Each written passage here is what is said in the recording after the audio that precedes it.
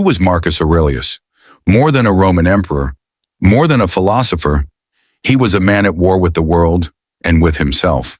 Born in 121 AD, Marcus Aurelius ruled the most powerful empire on earth. Yet his true legacy? It wasn't built with armies, but with thoughts.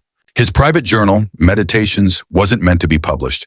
It was a man's conversation with his own soul, a blueprint for enduring chaos, power, and pain with grace. You have power over your mind, not outside events. Realize this, and you will find strength. He led during plagues, wars, betrayals, and still he chose reason over rage, discipline over desire, wisdom over wealth. Unlike most rulers, Marcus didn't seek to dominate the world. He sought to master himself. To Marcus, life was brief, a blink of existence. So he asked, how will you live? With virtue or vanity? With purpose or distraction? Waste no more time arguing what a good man should be. Be one. So who was Marcus Aurelius? A warrior, a philosopher, but above all, a reminder. That true power begins within. If his words still echo after 2,000 years, maybe it's because the battle he fought is still ours today. If this stirred something in you, don't let it fade. Like, subscribe, and join us on the path of timeless wisdom, because the world needs thinkers, leaders, Stoics, just like Marcus.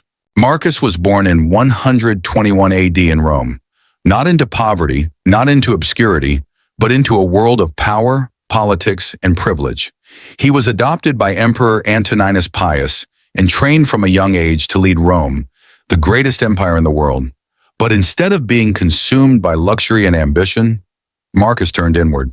He immersed himself in philosophy, particularly Stoicism, not as an intellectual exercise, but as a guide for living. The impediment to action advances action. What stands in the way becomes the way. To Marcus, every hardship was fuel. Every challenge was a test. Every moment, a choice.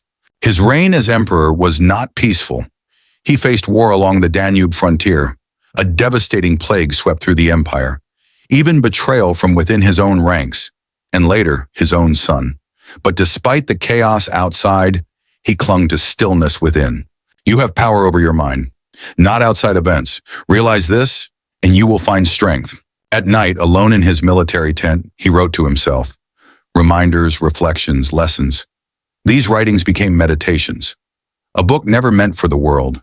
It wasn't written for fame or followers. It was therapy, a manual for self-discipline, a roadmap for the soul. He reminded himself, do not waste what remains of your life in speculating about others. Waste no more time arguing what a good man should be. Be one.